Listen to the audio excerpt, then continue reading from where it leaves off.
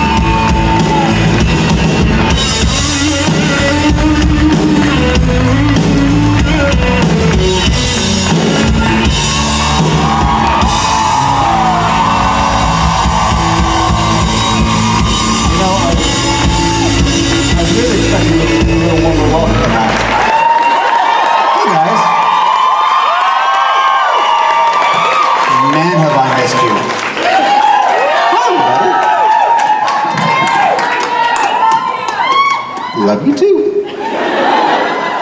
Hey gang. So did anybody else have a life-altering medical event shift your life in a split second recently? I see a couple hands up. It sucks, doesn't it? Sorry, I'm chewing a minute. So I don't know if you heard, but I had a stroke. I now have one of these, ironically. And I'm really happy that I didn't play a character named Explosive Diarrhea. I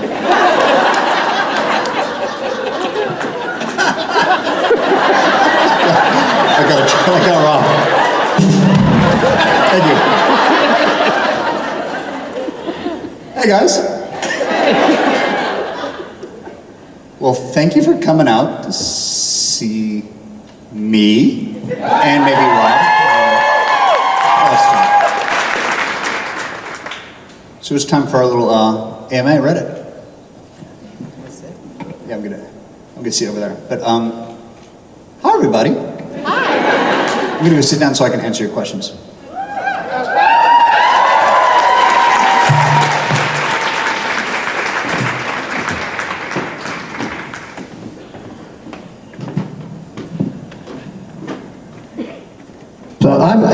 I'm here with Tim, but you guys see me all weekend, so you ask Tim your questions, and I'm going to be the Donahue and help field the questions.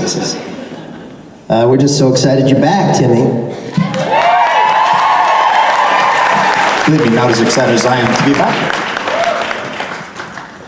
It's such a thrill, and from the minute it happened, we had people asking about you and about... what happened? It's a standard joke. It's not very good. Same thing that happened to me. Oh, crap. Are we okay? Huh? Are we okay? Yeah, we're okay. We're here, aren't we? Oh, thank goodness. Hey, guys. All right, well, you have questions. Hi, guys. 4 years ago at DC, I got the pleasure of meeting you, Tim, for the very first time. And ever since DC, every con that I've gone to, I have made a point to ask Rich, Rob, and Matt, could they tell a story about you? And every time I've got the potatoes au gratin story. And my question for you is, what is your favorite Lassiter quote from Psych? What's your favorite Lassiter quote from Psych? Probably, "Aw, crap." Because it's the most he could swear. Is that right? You couldn't say shit? You had to say crap? It's basically what they wouldn't let me. Stop fucking swearing, my kids are here. Oh, right, sorry. Wait. Thank you so much. Yeah, She was saying that she would always ask Rich and I what our favorite story about you was, and and Rich likes to tell the potatoes au gratin story, where you ate all the potatoes au gratin. Oh, I didn't eat all the gosh darn potatoes. But you know Richard Spade. Like, the story becomes bigger and bigger and bigger. Yes, over here. Hello, in the dark shadows over there. Hi, Tim. I'm so happy to meet you, and I'm so thankful you're here. This is our third convention, SeattleCon Survivors. So mine is also a psych question. I know throughout this series, Dobson has always been mentioned, and Val Kilmer has always been mentioned. Was there ever a plan, or were you guys always hoping that he would become Dobson? You know, we were always holding out of who we could get to play Dobson. Dobson, for those of you, anybody not know what we're talking about? So on Psych, there's a character that we never saw, but we would always refer to. Just a random guy named Dobson that I would occasionally walk down the hallway and go, "Hey, Dobson." It just tickled us that we would never show this person. So Dulai was always trying to get,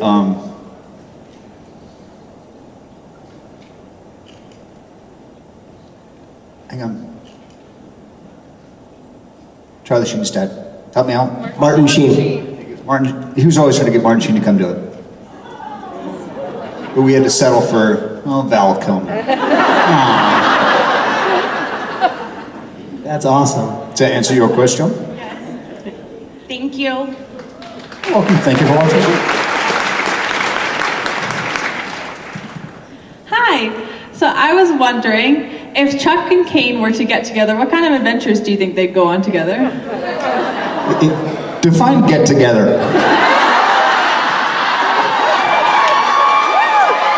It could be any way you want. There's so many possibilities. I mean, I'm into it if you're into it. You're in Vegas. Well, we're in Vegas, right? What happens here stays here. To you, me, and 2,000 people. So what would happen if you and I got to, if our characters on Supernatural? Oh, our characters. Yeah. Okay, that's very different. Because otherwise I'm thinking, somewhere in the island of the Bahamas. Sure. Yeah. You making pina coladas every day? Oh, love it. Wear my Speedo. I would only hope. You know, with demand.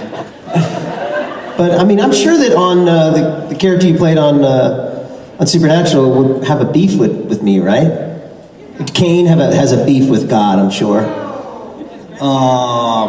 Everybody else does. I think his main beef is with Lucifer. Oh yeah?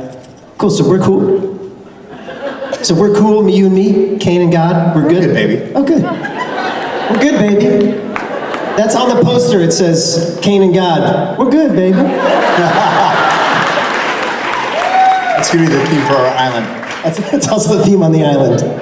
We're good, baby. I'm shaking our drink. We're good, baby. Hey, God, how many eggs Benedict do you want? Just one. You got them. You bring the eggs, I'll bring the Benedict. See that? Shark's attack still. Good times. Thanks for your question. Hey, here's a fun fact about Rob and I. We are distantly related. I've been doing a little the old ancestry stuff, and there's a bunch of Benedicts in my line. And I'm from Missouri. I'm also from Missouri. And so there's a connection there. We're sure of it. We have a lot of connections like that. Obviously, the obvious one is we both suffered strokes, but we both have separately knew Richard Spate. He kind of introduced us before we were on the show together. But we are not blaming Richard for the stroke. No. I'm not. Are you? Sometimes I do. We both, I did a guest star on Psych before. Yes, you That's did. actually the first time I met you. I think it is. And we had the same agent at the time. That's right. Things like that. And we know a lot of the same people. Anyway, and we're related. We're distant cousins. Which would make it even weirder if we got together. That's true. That's a different show. That's a whole different show. It seems more HBO. Maybe Stars. Cinemax. Okay, over here, is there a question? Hi, my name's Wendy. First off, I got to say strokes suck. Tim, thank you for answering my question on the Larry King Show. You answered her question on the Larry King Show. She asked a question that you answered when you were Oh, thank you Music for therapy. asking that. My like my question answer? now is, what is the most interesting thing you've had to learn to do for a role? We'd have to have Rob interpret. So what's the most interesting thing you've had to do for a role? That you've had to learn for a role? Did I answer this one already? Because I would think I would. The most interesting thing I'd ever had to do for a role, or to learn, is how to jump in a freezing cold river on Psych because of James O'Day. Now, how's that? How is it his fault? Because he wrote the freaking episode and directed it. That's his fault. Just a glacier Fred River, that's all. Wow. In the winter in Vancouver. Oh my God. Wow. Yeah, that's a lot. Have you ever had to, did you have to learn riding horseback for Gallivant, or did you already know how to do that?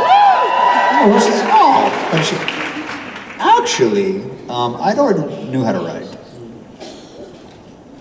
Although some of the horses, they gave me this horse on Gallivant that was this massive Frisian stallion. Settle down. And so I'd had a lot of horse training before. And then when we went to Morocco to finish the show, they couldn't bring that horse, so they doubled him in Morocco. Our wrangler there did not speak English. He was just a French-speaking man. So I took the horse out a couple times just to kind of get used to him. I'm sitting there one time and I pull back on the reins and he comes up and he's like, no. I'm like, I have no idea what the hell this man's talking about. So then one day, in between scenes, I'm sitting on the horse and he starts to move and I pull back on the reins and I'm thinking, remember this guy saying no, and I'm going, well, how the hell do I stop this freaking horse? So then I pull back on the reins and he rears up. Then the guy's son trots over and in perfect English tells me that this horse is trained that when you pull back on the reins, he goes up on his hind legs. Like, that would have been good information to have before. So there was a scene I'm riding with Karen David and we are going hell-bent for leather out of this spot, and this horse was so big, its gait was huge, so as he takes his first step, my right foot comes out of the stirrup. I'm like, oh crap, now what do I do? Because I can't stop the thing. And he's just going towards an irrigation ditch, and there's a curve coming up. Like, so at one point I just grab onto his mane as hard as I can, and just finally, luckily he slows down and stops, and I did not go into the ditch. Wow, that's terrifying. It was fun though. I never auditioned for that show, I never had the chance to, but I don't know if I could have pulled it off if I had to do the horse riding. I totally have faith you could have. Okay, cool. You'd have been great on that show. Yeah, that would have been fun. It would have been fun. If only. Next time, there's a horse riding musical. I'm Merry Minstrel Rob. That's right. It all comes together. Yeah, I'm trying to think what the weirdest, the thing that I've had to do to learn. There have been things that I haven't learned that I should have learned. I had to juggle for a movie one time and I never quite learned, so they had to cut around me. They just shots me like, cut. Yeah, juggling's one of those things where it's like, you kind of need to know going in how to do it. Yeah, well, I took lessons, but it didn't work. So you're confident enough to go, yeah, I can juggle. Yeah, and then one time in this pilot, I had to play this piano part, and I don't play piano, but I learned just that part, and I learned it pretty well. Right, so... Is there a piano here? I think there is. I don't remember, don't ask me. And then they thought I really played the piano, so they're like, hey, we're just gonna keep rolling and just go to something else, and I was like, ding, ding, ding, ding. Hey Rob, give us a little Chopin. I don't know, that's all I know. Hey Rob, stop, please stop. There's an old joke in Hollywood where they used to say, because at one time in the 50s, every show on TV was a Western. So the joke was if somebody asks you if you can ride a horse, you say yes. It's a bit of a tangent from your piano. I was circling back to the horse. Yeah, I'm with you. You knew where I was going. So you say you're going to ride a horse, you just say you can ride a horse. No matter what, just say you can ride the horse. Yeah, because you want to get the job. I've made a career off of that, just saying I can ride the horse. One time I said I could ski before I knew how to ski for a Breckenridge ski resort commercial. And I booked it, and then I had a horrible time on the mountain. Literally laying down on the mountain, I would imagine. I was falling down the mountain. They had to take me off the mountain in one of those like cars that has you on the side, like. And all the people on the lift are going, look at that. Yeah, exactly. He said he could ride a horse. Where are we? We're here. Yes. Hello. So in a recent episode, they brought back the storyline of the Mark of Cain. And so I was wondering if they were to bring back Cain, what would you want that to look like? Well, God and I getting together probably. One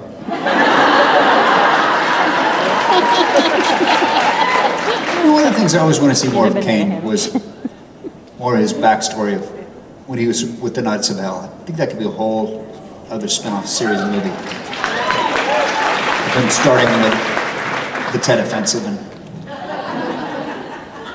That's awesome. That's a great idea for a show. Let's pitch that show. pitching it. That's awesome. We'll call it The Originals. Ooh, I like it. It's fresh.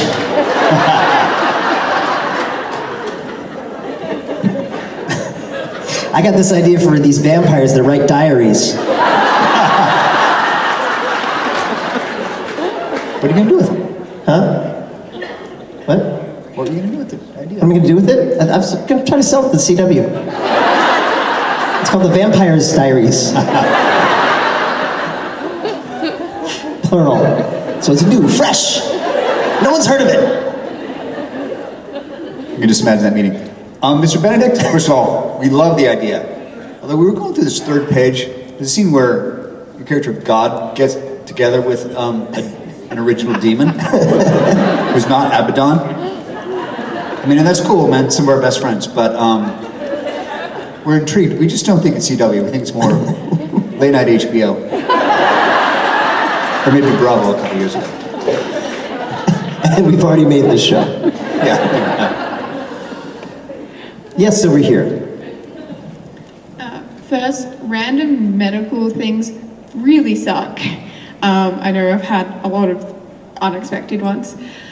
I was wondering, since sadly life got in the way and we didn't get to see much of Lassiter in the Psych movie, I was wondering, what do you think he would be, how do you think he'd be running the precinct now? What's your opinion, since we didn't get to see it sadly on the big screen? Was it since you didn't get to see him on as much in the movie? What was the question then after that? How do you think he'll be running? How do you think the precinct, what he's running now, is going? How do you think we didn't get to see it in the movie? How do you think the precinct that he's running now? How do you think that's going, Lassiter? Since we didn't get to see that really, how do you think the precinct? Well, I can tell you exactly, because Psych, the movie 2, is all about Lassie's recovery. So actually, that movie really mirrors my recovery. And I'm in a, spoiler alert, well, I'll tell you. Spoiler alert. So you know what happens to Lassiter, right? Yeah. He gets injured, and he's got to recover. I mean, it's in the previews. It's already been all over Twitter. He gets shot, has a stroke. So the story is called Lassie Come Home. It's all about his recovery, and he's in this kind of halfway house recovering. And I was in a kind of a halfway house for a long time to learn independent living skills, which is like a halfway house for people with brain injuries, which was a barrel of freaking laughs. So there's some characters in our movie that are loosely based on some of the, well, characters is the only word you can use. Some of the guys that were in the house I was recovering in. I can tell you which ones, but you can watch the movie in April and you'll go, oh, that's probably it. That's cool. So there's a lot in, so it's about getting you through the halfway house and back home again. Yeah. So James came over and we told us the story about living in this house, and he was like, what? I'm putting that in the movie. Wow. So we have to save it. We have to see the movie before we can't hear that now. We got to wait and watch the movie to find out what that was. You'll have to come back to another convention after you see it and I'll tell you.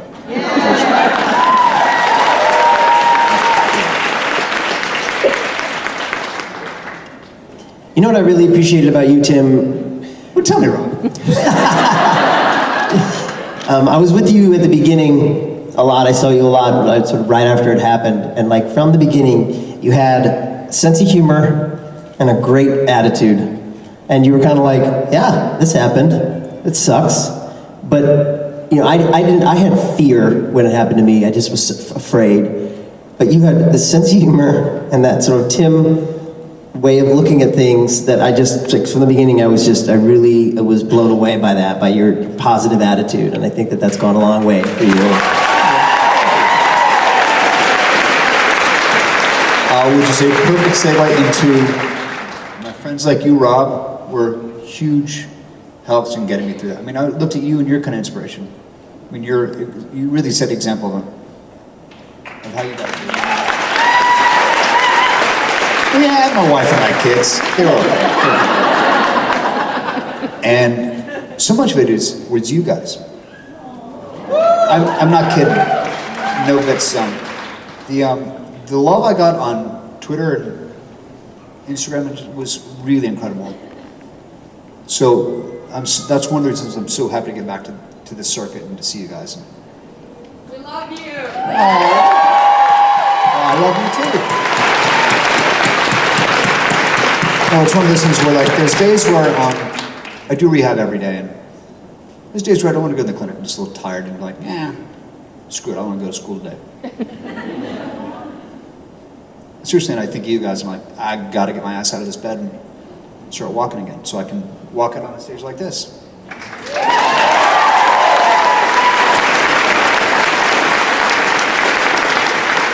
So I hope you know that whatever joy I have maybe had the opportunity to give you through this television show, it's come back 100 times fold.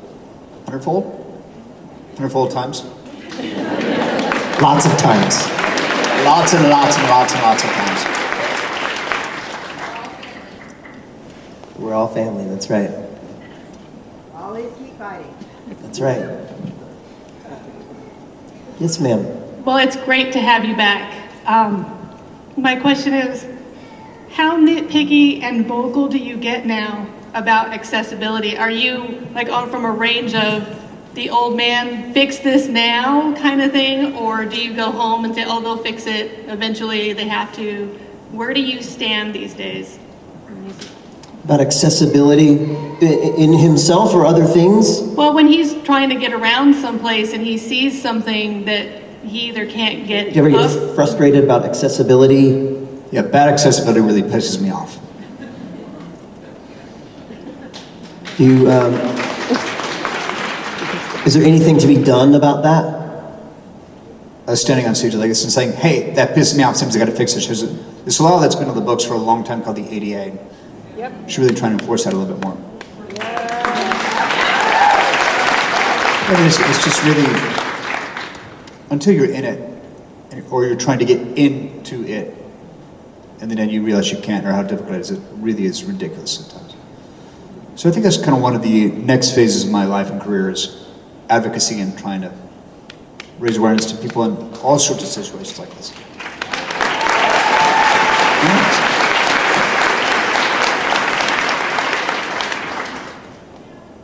That's great. And are there laws in place when you build a new building? Doesn't it have to have accessibility? Yeah, absolutely. But Yeah. some of it's still not enforced. Right. There were two examples right off the bat. I was supposed to go to a friend's screening at Raleigh Studios down near Paramount. it's an older building, so there was no elevator. And my buddy was like, well, I'll carry you up the stairs. I'm like, thanks, no. So just stuff like that. It's like I could go to my friends. That's crazy. There was no way to get to the second floor? Sure enough, 3 guys wanted to carry me up the stairs, which is Insane. it was a little bit like, Right. I think I'd rather not have Yeah, no. Wow. Yeah, that's crazy. Yeah, well, that's a good cause. That's a great cause. Let's Go to do Congress. it. Let's go. Let's go. Yeah. We just had to get there. That's the problem. Somebody's busy staring at you because you're so damn handsome still after this. You guys should see it. I mean, really, take an extra minute when you're in a photo op and just do this. I love you. Yes, we have a question over here. Hi, my name's Juanita. As I've written about you before, your character on Supernatural is by far one of the best side characters that I would love to see over and over and over again. I would like to know what you did to prepare when you had to return and have Dean kill you. What did you do to prepare, when you had to come back and have Dean kill you? I did a lot of push-ups. It's funny because Jensen throwing me around like, dude, can you just tone it down a little bit? I'm trying to look like I'm tough and I'm not outweighed by 170 pounds of muscle here. So we did. The main thing I did to prepare was I read the script. That's basically, that's where you start. That's it. I mean, it's all. I'd like to say it was some magic pill I took for it, but so that was such a great script that you just had to read it and hit those beats. Did the stuntmen have a lot to do with that fight? Were there a lot of stuntmen at work? Yeah, I mean, we rehearsed for a long, long time. Yeah. But I'm proud to say I don't think any of the doubles were ever used. That's awesome. So I think Jensen did use his double when he was thrown through the window. Sure. Like you do. Whatever. When then I played you Wonderfully. in the that's our other link, is that I'm the mini you. I'm your mini me. Your hair was awesome. With your hair. It was an awesome hair. I loved having that hair for a day. Yeah. That was fun. I miss the hair, but now that I've only got one hand, it's really hard to like sort of pull it back into a ponytail. So it's like, okay, it worked out. You still got great hair. You got really good hair. Thanks. Go ahead, touch it. No touching! Oh no! Sorry, that's my fault. You led me on. Said I could touch it. Later we can. Okay. That's in the spin-off. It's in the spin-off. On the island. On the island, making pina coladas. Hi guys, I just want to say I'm so glad you're both still here and I love you, and I wanted to ask about Gallivant. If you were both on together, what would you sing together? What would you write for Tim to sing, Rob? That's what I wanted to ask. Wow, this is exciting. I get to be on Gallivant, and I get to write a song for Gallivant. What would it be and what would we do? What do you think? You're king. Well, we'd be besties. We'd be besties. I think I'd ride on your horse with you. I think we'd go to a field and make pina coladas. That's right. Go to the field and make pina coladas. And that's what the song would be about. Me sitting side saddle to you. Not Ted Cooper? Oh, Robert. Sing me a song. Amuse me. We're going to a field to make pina coladas. Just me and you. And something that rhymes with coladas. Give you that pina coladas. There you go. Wow, that's the first notes I've sung in 3 years. That's great. It's a little. You still got it. That's exactly how I'd sing it. If you like me, take a lighter. That's it. Getting caught in the rain. Getting caught in the rain. That's what we'd sing. We'd sing that. It's raining, but we don't care. Yeah. But you're not into health food, you're into champagne. I'm into champagne, that's right. Which would be awkward since you just made a whole batch of pina coladas. That I've got nothing to do with. I don't know what to do with them. Give him a But 10. we got our horse all the time in the world. I like this show. Excited. It's so good. Yeah, I'm excited. Yes, over here. Hi, my name is Sam. First off, I would like to say thank you to you guys. You guys don't even realize how many times you guys have saved my life with the TV show. I'm a survivor of depression, and actually 2 years ago I almost went through with it and jumped off a building. But with your guys' TV show, since I was like 10 years old, you guys have pushed me through and kept me holding on to something, and that means the world to me. So my question for you, I'm sorry if it sounds really morbid, but playing Kane, there were a lot of emotions with that character, so I was curious on what emotion you related to the most. Well, first of all, that's not morbid. Well, thank you for sharing, because that takes incredible guts. The emotion I dealt with the most for Kane, probably anger or one of revenge. I mean, that's something everybody can tap into, some kind of anger or some slight that they've had. And just wanting to throw Jensen through a window. Because he's so gosh darn more handsome than me. Just throw his pretty face through the window. Sure. Face first? I'm kidding, I would never do that to him. Even if I physically could. He's just so fucking handsome. I feel bad for you, Rob, because you had to work with him so much more than me. Oh man, it's not good for my own self-confidence. He's just so fucking handsome. He's a very good looking, he's a perfect man. Pretty much is. You know this, well, thank you for saying that. Aw shucks. But he's really hot. And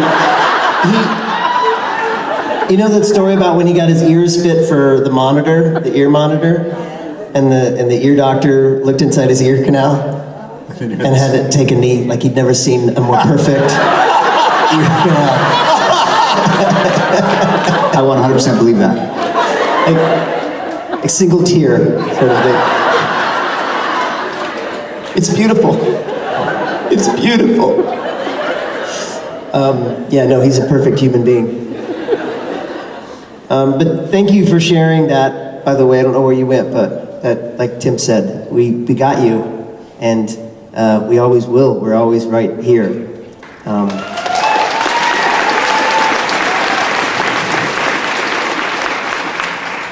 I mean, it's not even something you would think of for, because we are, I'm not speaking for Rob here, and I'm sure I speak for the entire cast, that we realize how blessed we are that we are in a position to help people like in that kind of situation. Who would have thought that we would ever grow up to get a line of work like this, where we get to actually affect people's lives? I never did. Well, yeah, no, and the other thing is, like, sitting up here, like, we battle our own demons. Obviously, we both had these physical things happen to us. I battled depression. I know, we deal with these things, these life things. So it's not like we know better. It's like I'm with you. It sucks sometimes, and it's hard. But I can tell you to hang on, because we're all in this together. We're Absolutely. We've got the microphones, but we're just like you, and you, like Tim said, you help us so much. You've helped heal us. I firmly believe that the thoughts and prayers of these group of fans really helped me recover, and the same is true with all these other sort of things that I deal with that you help get me through. So anyway, we're repaying the favor, and I just want you to know that It's one of the greatest privileges of my life to be in this position and do this for a line of work that I hear stories like that. So I had dinner with a new friend the other day who was our military advisor on This Is Us. That's okay. This guy was is a Marine, Afghan combat vet. And he was over the house when we were having dinner. He was talking about psych. And he said how when he was in Afghanistan, he had a bunch of psych episodes on this beat up old iPod. And they would come in from patrol and they would all sit around and hook up like 6 crappy old speakers to it and watch psych episodes to get them through having just been shot at.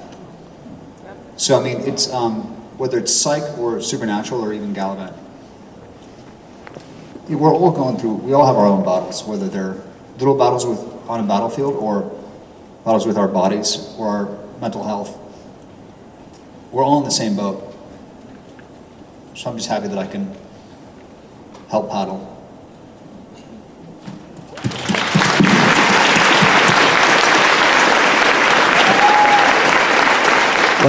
well said, sir. Well said. Thanks, Ben. Sorry. Hi, sirs. I'm Felice. I traveled 8,000 miles to get here. Oh my gosh, where did you come from? I'm from the Philippines. Wow, she's from the Philippines. It's exciting.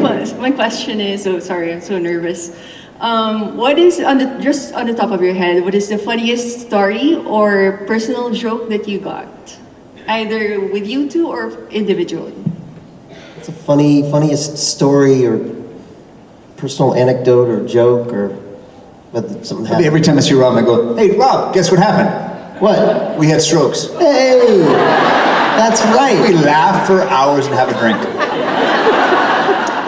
Hey, Felice, can I ask you a question? Is this your very first convention? Pardon? Is this your first convention? Yes, it is. So you flew 8,500 miles to your very first convention. Who else is it's their first convention? Woo! It's my first convention in 3 years.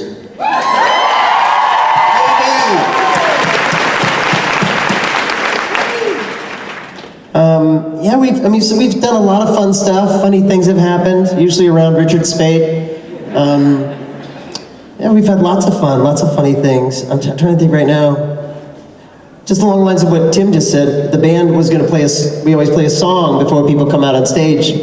And they asked me what song they should play. I said, well, you should do Stroke Me by Billy Squier. But then we thought maybe that was too dark, so they did What If God Were One of Us, since we both played God. You on Lucifer and me on this.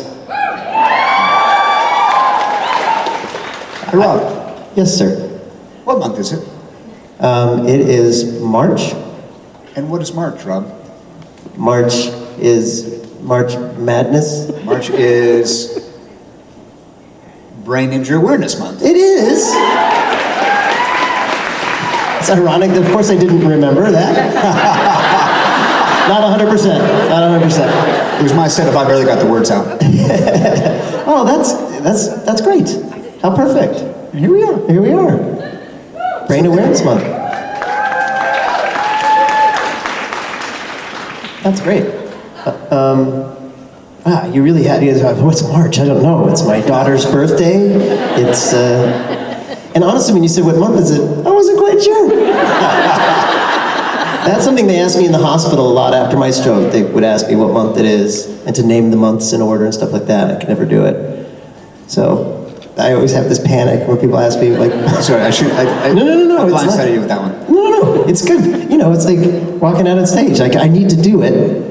I need to go past the fear and get the answer.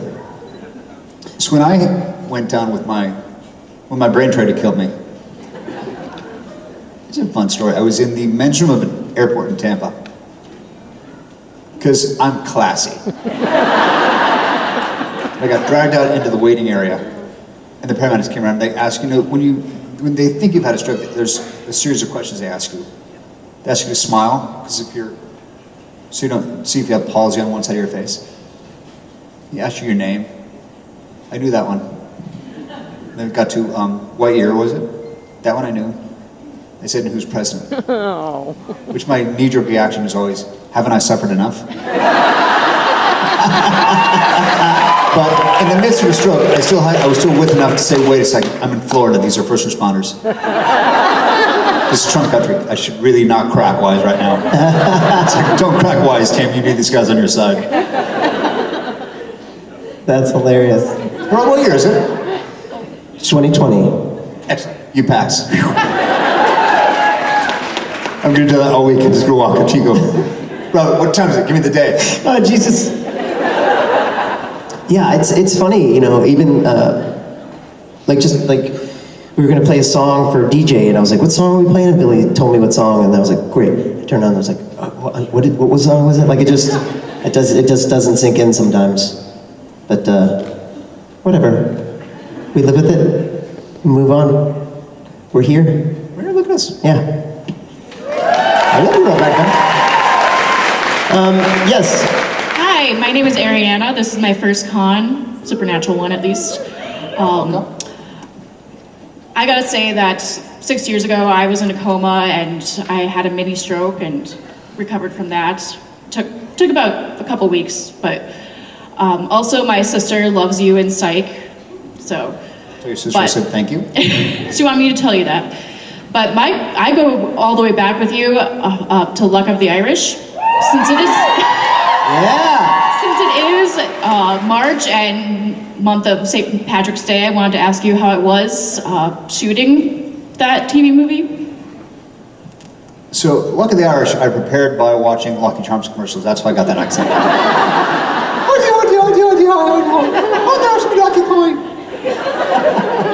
So there's a day when I played this Irish step dancer, and they gave me 3 whole lessons to learn this ancient form of dance. So they gave me these Irish step shoes, which are basically big tap shoes. I went out in my garage and was trying to practice, and my wife sticks her head out. She's like, "What the hell are you doing?" I'm like, I'm trying to learn how to do this damn thing that kids do since they're 13 years old. She's never let me forget that. So, What do you, did you have an Irish accent in it? I did have a very offensive Irish accent. It was straight up Lucky Charms. When I was in college, I had to do a play with an Irish accent, and I had a tape to show me how to do the accent.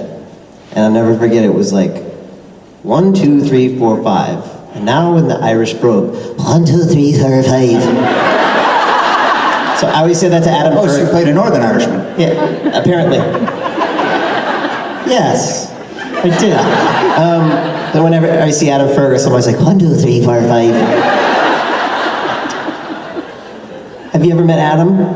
I don't know if you have. Adam's an Irish actor, Irish-American actor. He'll be here this weekend.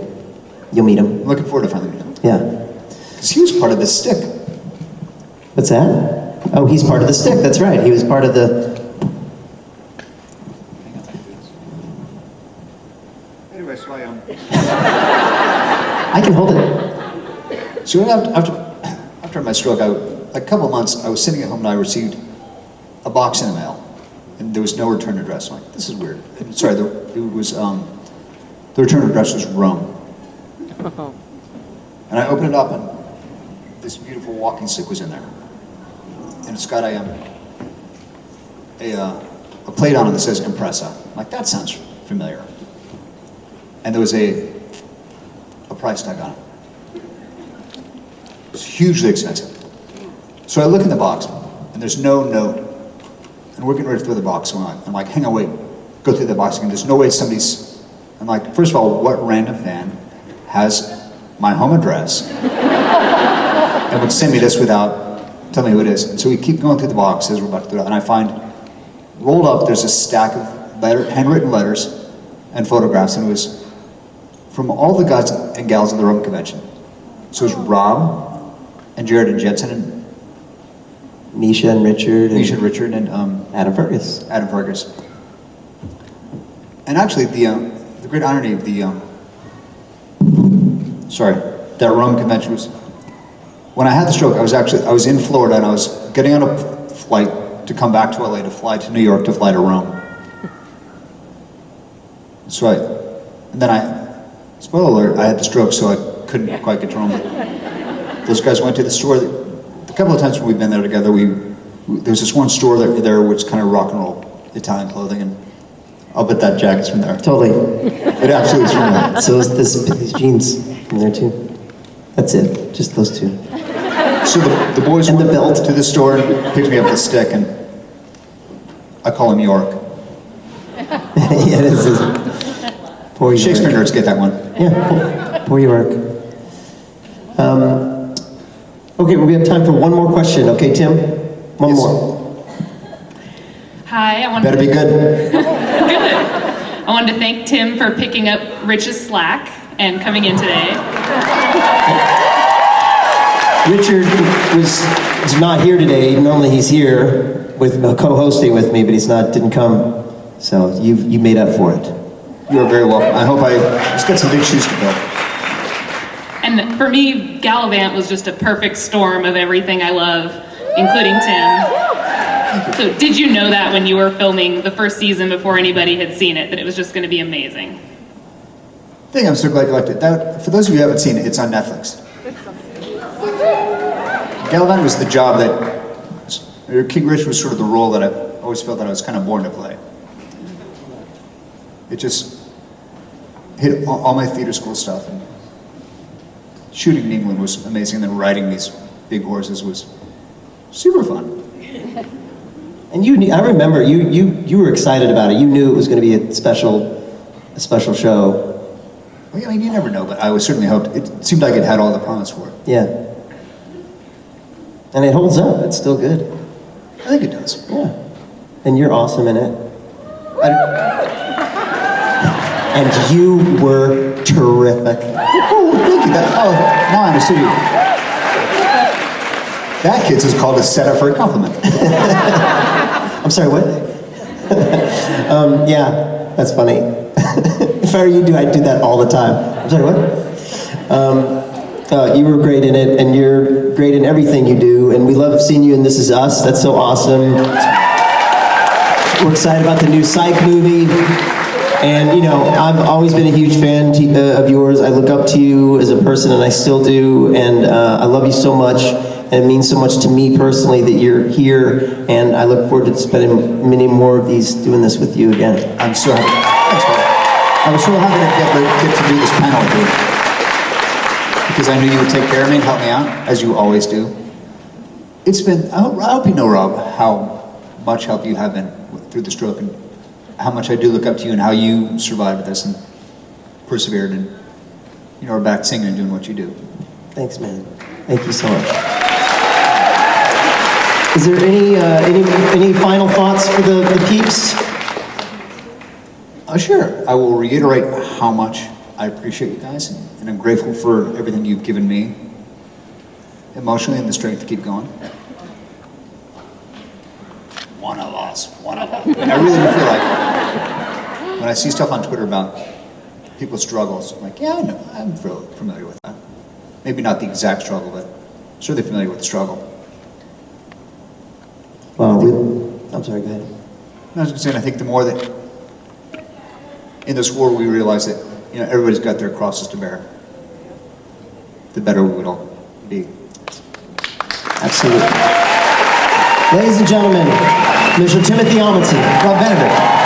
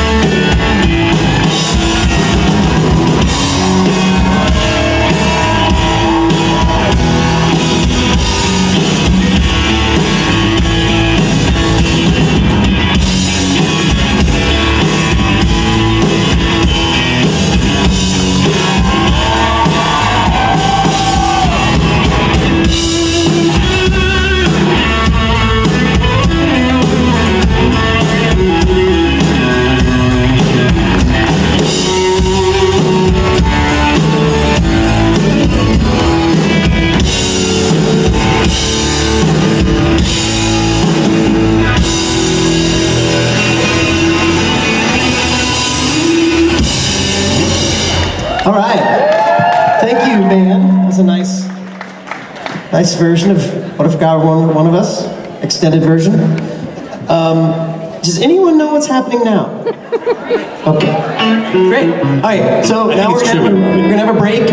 Hydrate, get yourself something to eat. We're gonna come back very soon and have more things happen on stage. I don't know what they are, but we'll be here for them. All right, so enjoy yourself, and we'll see you soon.